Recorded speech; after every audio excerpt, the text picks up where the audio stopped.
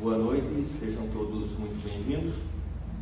Meu nome é Dalanese e eu vou tentar trazer aqui para vocês algumas reflexões a respeito do amor. Então, segundo declarou o cientista Albert Einstein,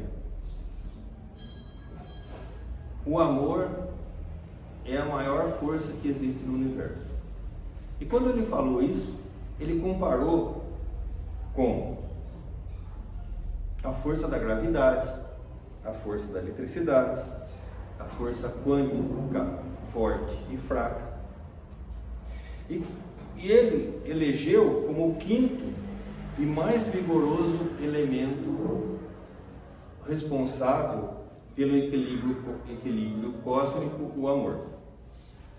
E nós vamos encontrar então espíritos como Francisco de Assis, Madre Teresa de Calcutá, Irmã Dulce e tantos outros que ultrapassaram então todos os obstáculos imagináveis, só pelo amor que existia em seus corações, em suas mentes, e se transformaram então em símbolos de renúncia e abnegação. Esses três exemplos que eu dei são exemplos de amor, de caridade, né, de fraternidade. E que força que não tinham essas três pessoas, né? E a doutrina espírita, para a doutrina espírita, o amor é o princípio fundamental que une os seres. Ele não é apenas uma emoção, mas ele é assim um laço espiritual que liga os espíritos, proporcionando aprendizagem e crescimento. Isso vai ocorrer através do quê? Da nossa lapidação, através de nos melhorarmos. Então, aquele amor que nós praticarmos, dedicarmos, oferecermos nessa encarnação vai estar guardadinha com a gente. E a gente um dia vai, né, se não recebermos agora, um dia receberemos. E será muito importante também para nós, né? Então, o amor verdadeiro, ele é incondicional. Ele se manifesta de diversas formas, como o afeto entre amigos, a devoção entre familiares, a confidencialidade e sinceridade entre os parceiros românticos. Então, é muito interessante que a gente, às vezes, tem um amigo, depois de 30, 40 anos, a gente faz um amigo e a gente não sabe por que a gente teve aquele amigo, né? E a gente acaba tendo um carinho, um amor especial por aquele amigo, seja amigo ou amiga, que às vezes a gente não sabe de onde veio, mas está aqui dentro da gente, e ele brota, né? Ele sai. E essa conexão, ela transcende a vida material. Segundo a doutrina espírita, esse amor, a gente vai carregando, a gente vai levando ao longo das nossas encarnações, ao longo das nossas vidas. Ele não se perde, de tão forte que ele é. E os relacionamentos não são meras coincidências, mas sim parte de um planejamento reencarnatório que visa o crescimento espiritual dos envolvidos. E a gente vai ver isso muito claro, isso está muito bem explicado, de uma forma muito interessante, muito gostosa de ver, no capítulo 14 do Evangelho segundo o Espiritismo. Vai ter uma parte lá que vai tratar exatamente da família, né? Como que é composta a família, como que ela é feita, e muito esclarecedor. Então, cada interação que a gente tem, seja ela positiva ou negativa, ela nos traz contribuições para a nossa evolução.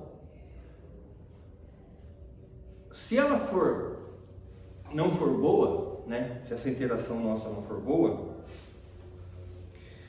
nós vamos encontrar então aí um exemplo de como não nos comportarmos. Mas se ela for boa, a gente vai então fortalecer, né, o nosso lado positivo.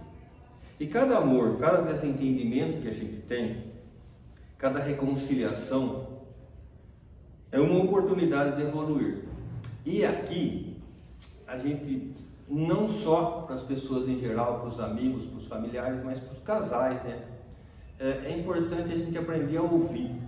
E não só na casa da gente, não só com os casais, mas de uma forma geral. As pessoas precisam falar, mas as pessoas não acham quem ouve. Existe uma dificuldade grande em a gente ouvir, não é? Todos nós aqui acho que quando alguém vem falar alguma coisa, a gente, puxa vida, mas tem tal coisa para fazer, nossa, mas agora não dá. A gente às vezes nem exterioriza isso, mas pensa e está sempre com pressa, está sempre querendo fazer alguma coisa, a gente está sempre ansioso, com um monte de coisa para fazer, e às vezes a gente não para e ouve, né? 5, 10, 15 minutos. E a gente faz isso dentro de casa, né? Às vezes a gente começa a conversar com a esposa, com o marido, e de repente já tem alguma coisa para fazer, e acaba não ouvindo. Seria tão fácil, né?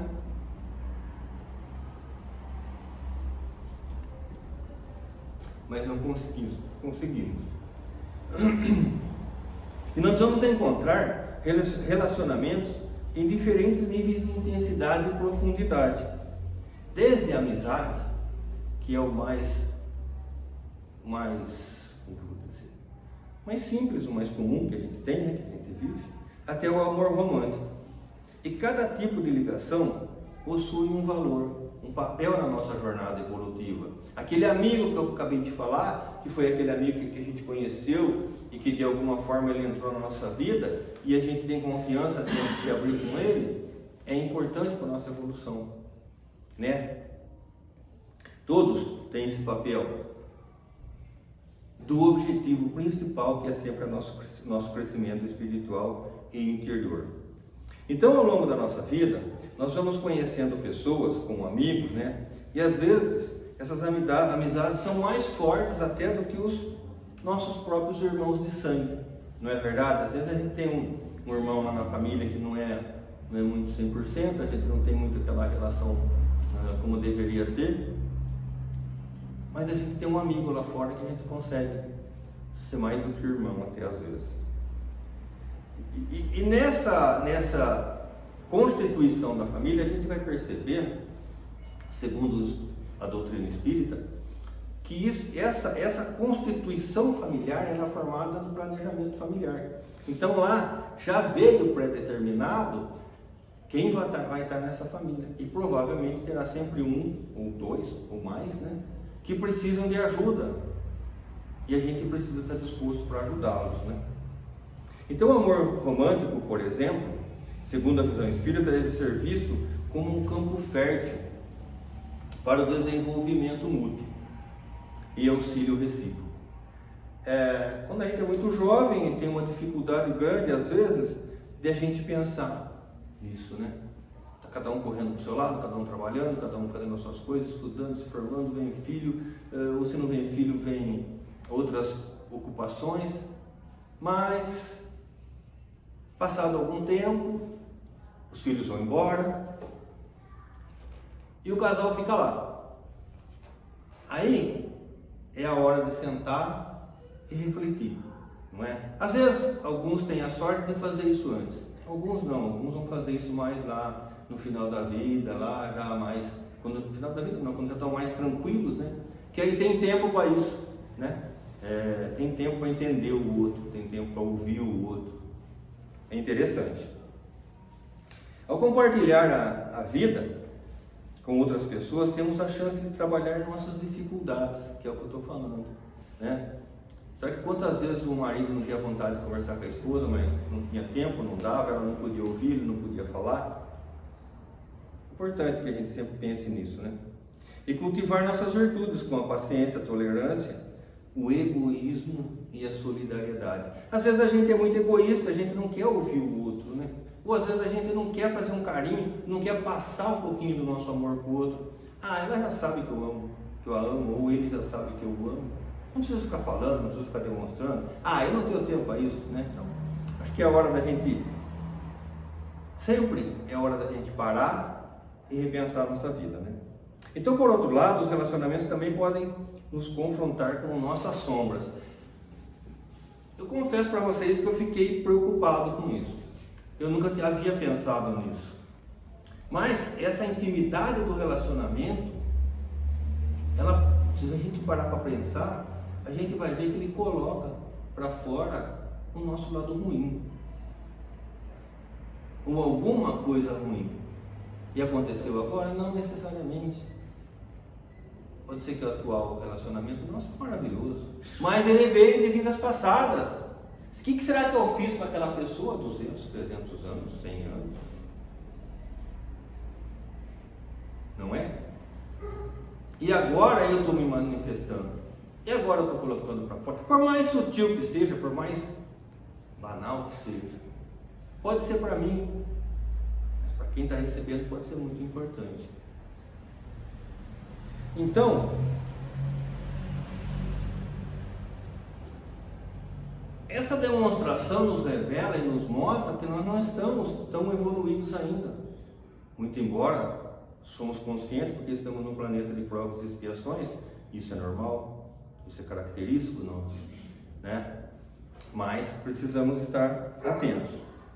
E essas sombras, esses desentendimentos, eles não são de tudo ruim, porque a gente pode corrigir esse rumo, corrigir essa falta, corrigir essa falha, através de uma introspecção e olharmos para dentro de nós mesmos e vermos que podemos mudar, que estamos errados, aceitar. Eu sempre penso isso. Uma das coisas mais difíceis, eu acho, difíceis para a gente, é aceitar o nosso erro, aceitar a nossa dificuldade. Ninguém quer estar errado, não é? Dificilmente alguém quer estar errado. Eu acho que para a gente aceitar de pronto, de primeira, a gente precisa ter uma evolução, às vezes, um pouquinho maior. Alguns aceitam, tranquilamente. Eu reconheço, acredito, que são pessoas mais evoluídas, né? Então, através do amor, nós somos desafiados a olhar para dentro de nós mesmos e reconhecer os nossos erros. Assim, as relações tornam-se um laboratório para o espírito, onde aprendemos a amar de forma mais plena e verdadeira, contribuindo para a nossa evolução e principalmente para o nosso entorno, né? A nossa família, nosso lar, as pessoas que nos convivem com a gente. Então, segundo Santo Agostinho, ele fala: à medida que o amor cresce em nós, a beleza também cresce, pois o amor é a beleza da alma. Então, a partir dessa compreensão, o amor torna um convite à prática do bem e da caridade, porque a partir do momento que eu me melhoro interiormente, eu passo a me melhorar exteriormente. E o Espiritismo ensina que amar também é agir. Não podemos ficar só com a gente, né? A gente precisa praticar, né? O amor precisa ser praticado. O amor verdadeiro se expressa na disposição de se sacrificar pelo outro. Bacana, né? Quantas vezes a gente vê que o outro precisa e às vezes a gente não entende, não vê, não tem tempo. A compreensão das dores alheias e a busca por justiça e equidade. Isso é, né, o amor verdadeiro. É o que torna o relacionamento não apenas momentos de prazer, mas uma verdadeira escola de amor e aprimoramento. Então, pela lei da ação e reação, tudo aquilo que a gente faz de bom, a gente recebe de bom. Tudo aquilo que a gente faz de errado, de ruim, a gente recebe de errado, de ruim também. Então, por que não colocar esse pensamento nos gestos, nas nossas palavras, nas nossas atitudes, né? Dentro do nosso lar, dentro do nosso local de trabalho, dentro do meio que a gente convive. E nós vamos encontrar diferentes formas de amor. A gente vai encontrar o sexo e amor, que estão longe de ser sinônimos, né? Embora possam ser vividos em comunhão, de forma saudável.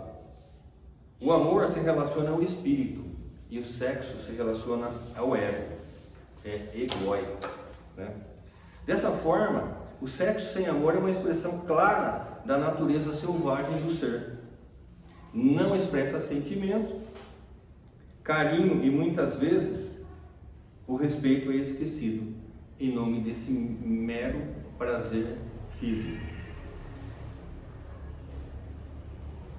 No entanto, quando há amor, o sexo pode ser uma fonte de conhecimento mútuo, carinho, consideração e amparo, resultando então numa união renovadora. E a gente vai encontrar também o amor no casamento. O casamento é uma união que visa o progresso mútuo, né? E não precisa ser exatamente o casamento, não estou falando aqui absolutamente só do casamento, aquele casamento tradicional, união entre duas pessoas que se gostam, que a gente vamos chamar de casamento. Um está lá para ajudar o outro, um está lá para fazer o outro crescer, né? Esse reforço positivo que é importante. Então são espíritos afins que almejam trilhar juntos o caminho da evolução e também formar desse modo uma nova família, ou permanecer somente o casal e um ajudando o outro nessa evolução. Às vezes o casamento é visto de maneira distorcida pela sociedade. Então as pessoas passam por problemas com separações traumáticas e fica isso registrado como sendo uma verdade pura. E às vezes não deu certo. E encontra a felicidade, encontra o amor no novo relacionamento. E consegue ser feliz e evoluir espiritualmente, né? No entanto, as pessoas podem encontrar a felicidade em novo relacionamento. Com isso, esse tipo de relação promoverá a ascensão espiritual dos dois. A gente vai encontrar o amor em família. Na doutrina espírita, a família é formada por espíritos afins, que se reencontram por apoiar-se mutuamente e se aprimorar. É importante cultivar os laços pacíficos e amorosos com os familiares, mesmo que às vezes eles não sejam recíprocos.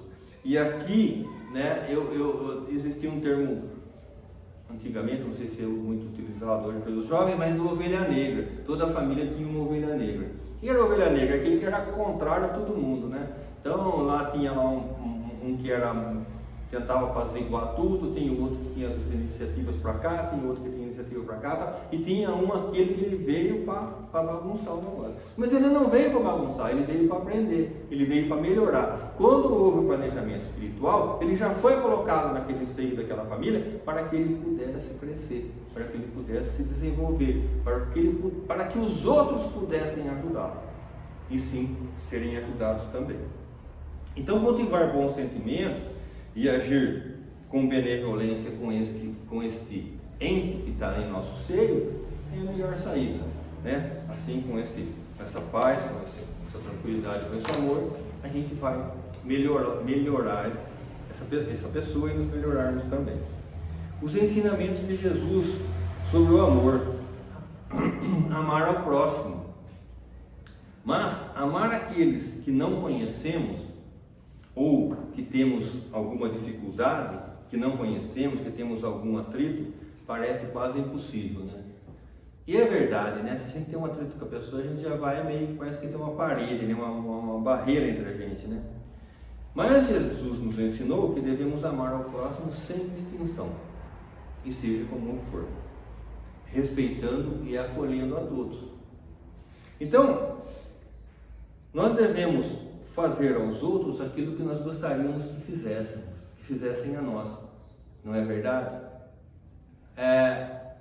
Nós devemos fazer aos outros aquilo que gostaríamos que nos fizessem. E essa é uma prova bem grande de amar, né? de amar a Deus e amar ao próximo também. Amar a si mesmo. Puxa, é difícil, né? Às vezes tem tantas pessoas que falta amor próprio, né? E isso leva essas pessoas a cometerem atitudes infelizes, porque elas não conseguem enxergar, né, essa beleza. E aqui deve haver uma certa prudência, não sei se talvez fosse essa palavra correta, no amor a si mesmo, para que não se torne um egoísta e achar que tudo gira em torno dele, né? Então esse amar a si próprio não é eu ser egoísta, não é achar que eu sou o melhor, não é achar que eu sou o bom, todo mundo, não. Amar a mim mesmo é e respeitar, mas respeitar os meus semelhantes. É cuidar de si com a mesma atenção e gentileza que cuidamos dos outros. Por isso, amar a si mesmo é fundamental, até para que seja possível amar o próximo. Amar e honrar pai e mãe também é um ensinamento muito importante de Jesus. E aqui, vejam só que interessante. Apenas pelos nossos pais terem nos aceito como filhos no projeto, na programação, no planejamento espiritual, essa atitude nos proporcionou de evoluirmos. Essa atitude nos proporcionou de nos reencarnarmos.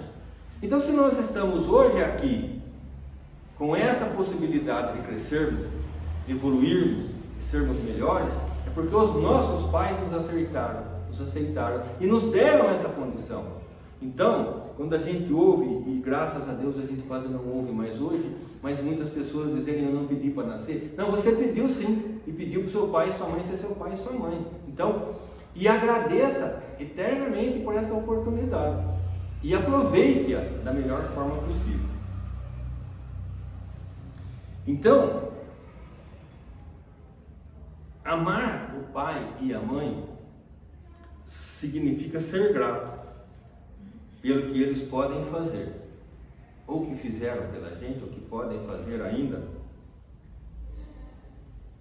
Sermos compreensivos com aquilo que ainda não está ao alcance deles. Então, às vezes, será que o pai não fez porque ele não quis? Será que o pai não fez porque ele é ruim? Não está ao alcance. Será que o pai não é tão evoluído quanto o filho que não pôde ajudá-lo 100%? É uma relação interessante para a gente pensar, né? Uma colocação, uma reflexão importante para a gente pensar, essa da relação de amor dos pais com os filhos. E que às vezes a gente acha, porque a gente veio como filho, que a gente tem todo o direito, e que o pai não tem direito nenhum, né? O pai tem a obrigação, mas ele não tem direito. Então a gente tem horas que a gente precisa parar, momentos que a gente precisa parar e refletir também um pouco sobre essa relação de pais e filhos. Então, como cultivar o amor? Agindo com paciência, bondade, humildade, respeito e generosidade. Agindo com serenidade diante das situações adversas. Agindo com calma, que é um sinal de força e confiança. Agindo com caridade, que é amor em ação. Construindo o amor dentro de nós, por nossas ações no bem. Despertando e iluminando o amor que Deus colocou em cada um de nós. Pessoal, desejo a vocês uma semana abençoada, com muito amor. Pratiquem, né? Muito amor, né? Amor não existe para ser preso nem para ser guardado, ele existe para circular. E agradeço a atenção de todos e agora vamos passar para o passe.